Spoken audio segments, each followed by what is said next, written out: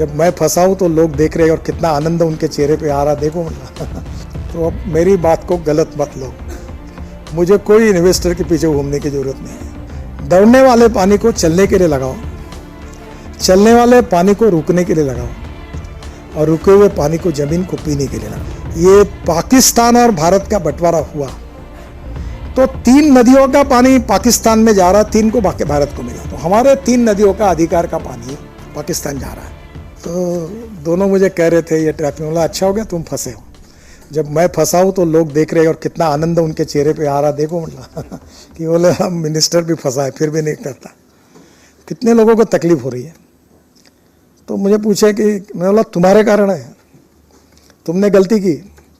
अगर धौला कुआं से पूरा फ्लाईओवर बनाते डबल डेकर और पूरा गुड़गांव के आगे ले जाते तो आज काय के लिए ट्रैफिक जाम होता है। तो अभी हमने एक अच्छा काम किया है कि महाराष्ट्र में सांगली साकोली में हमने ब्रिजेस तोड़ दिया और ब्रिजेस को जोड़ दिया।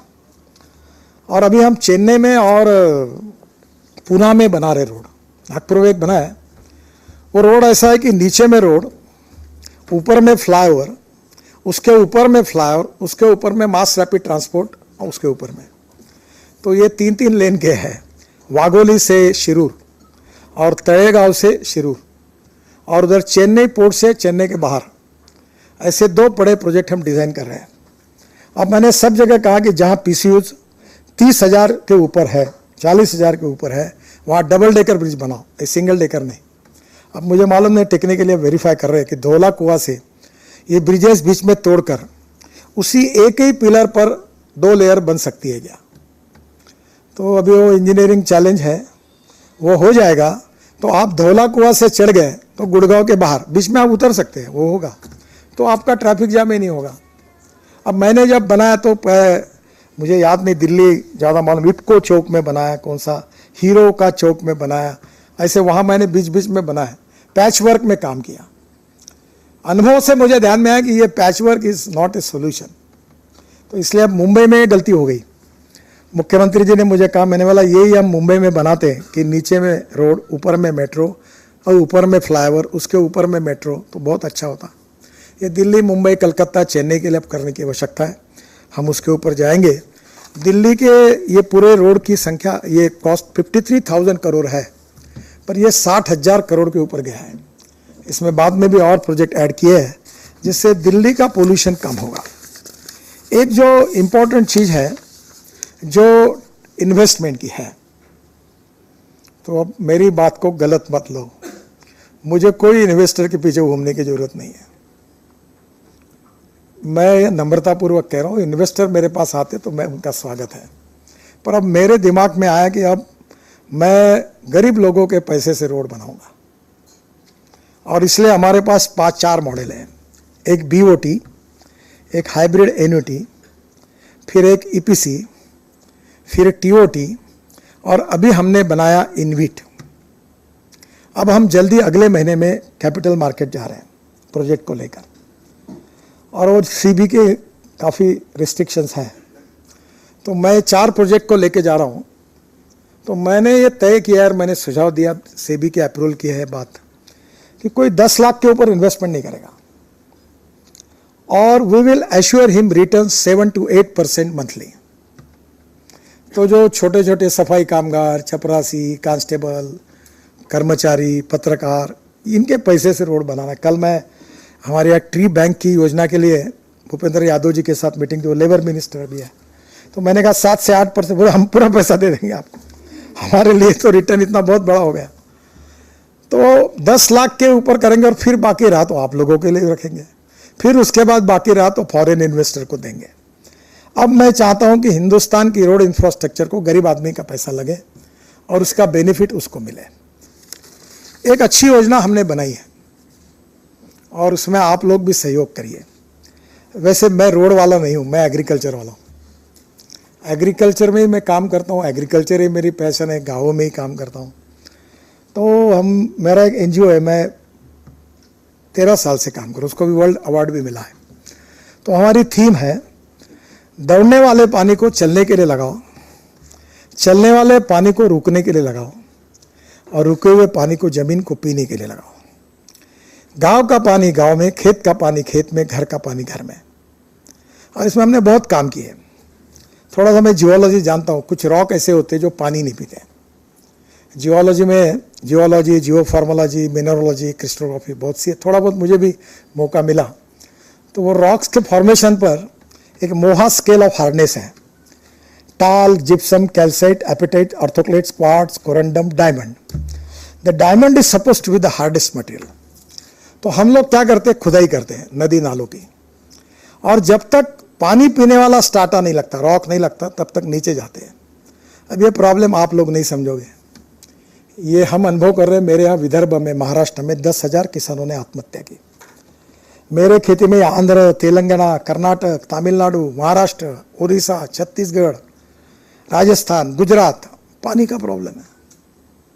मैं 48 रिवर कनेक्टिविटी प्रोजेक्ट मैंने बनाए थे, 19 DPR तैयार किए थे। और रिवर कनेक्टिविटी योजना को मैंने कहा ये इन्वायरमेंट वाले बहुत तकलीफ देंगे, इसको रिवर कनेक्टिविटी मत बोलना, इसको बाढ़ प्रोटेक्शन योजना बोलना। अच्छा, वो इकोनॉमी के लिए वायबल है। एक बार आप फिकी में ये भी करिए। अभी ये पंचेश्वर है नेपाल में। एक 10 दिन पहले नेपाल के उप प्रधानमंत्री मेरे पास आए थे। मैंने कहा मैं आपको समझाता हूँ अनऑफिशियली, आप देखो पंचेश्वर के लिए 50,000 करोड़ रुपये लगते हैं, 6,000 मेगावाट पावर होती है। मैंने बोला आधा पैसा लैंड में तुम दे नहीं पाओगे, तुम्हारे लिए सब भारत सरकार करेगी, ऐसा प्रपोजल दो। और आप 2,500 मेगावाट पावर लो।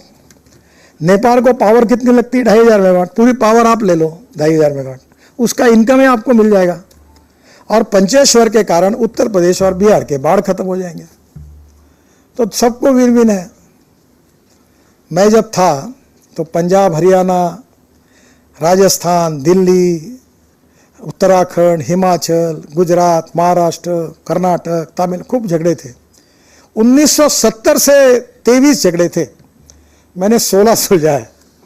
सब मुख्यमंत्री आते थे, बोलता था दरवाजा बंद कर, और बंद करके मैं बोलता था जब तक तुम सोल्यूशन नहीं निकालोगे दरवाजा नहीं खुलेगा। आपको ताज्जुब होगा, 17 झगड़े मैंने मिटा दिए। ये पाकिस्तान और भारत का बंटवारा हुआ तो 3 नदियों का पानी पाकिस्तान में जा रहा, 3 को भारत को मिला। तो हमारे 3 नदियों का अधिकार का पानी पाकिस्तान जा रहा है। और इधर पंजाब, हरियाणा एक दूसरे से इतना झगड़ा करते कि पानी के लिए। पानी की कमी नहीं है। अभी मैंने इंदिरा कैनाल जो बनाया, जिसको केवल कॉन्क्रीटिंग किया 2200 करोड़ का, तो राजस्थान के 9 डिस्ट्रिक्ट को पानी मिला है। पानी की कमी नहीं है। अभी ये पोलावरम जो बना है, मेरे समय में 60,000 करोड़ का बहुत मैंने मदद की। कालेश्वर बना, काफ़ी तेलंगाना का पानी का प्रॉब्लम सॉल्व हो सकता है। और इसमें से हाइड्रो पावर भी आ सकती है। और 1 एकड़ में पानी ड्रिप इरिगेशन से जाएगा तो 2.5 गुना उत्पन्न बढ़ सकता है।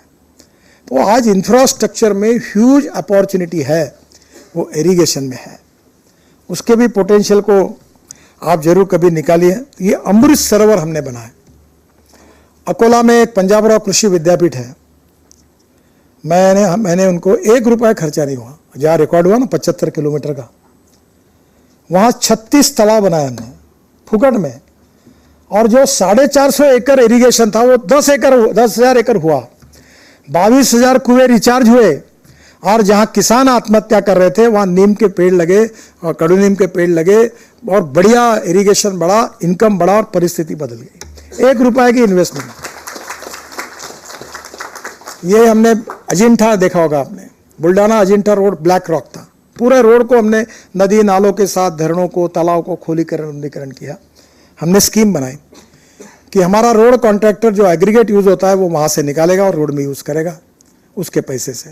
रॉयल्टी सरकार को नहीं देगा। आम के आम गुठली के दाम, फुकट में काम हुए। तो आप रेलवे में, इरिगेशन में, सब जगह ये हो सकता है, वाटर कंजर्वेशन। और ये अगर हो गया तो देश का सिंचाई बहुत बढ़ जाएगी। और इसलिए ये एक इम्पोर्टेंट इनिशिएटिव जो हमने लिया है। बाद में इसके साथ साथ टूरिज्म की कनेक्टिविटी भी हमने ली है। टूरिज्म या ऐसा फील्ड है जिसमें 49% कैपिटल इन्वेस्टमेंट एम्प्लॉयमेंट पोटेंशियल पे खर्चा होती है। मैं फिर से फिकी को रिक्वेस्ट करूंगा। अब रोड पर मैं बहुत बोल चुका हूँ, यहाँ आता हूँ, अब मैं ज़्यादा क्या बोलूँगा, वो सब आप देखते ही हो।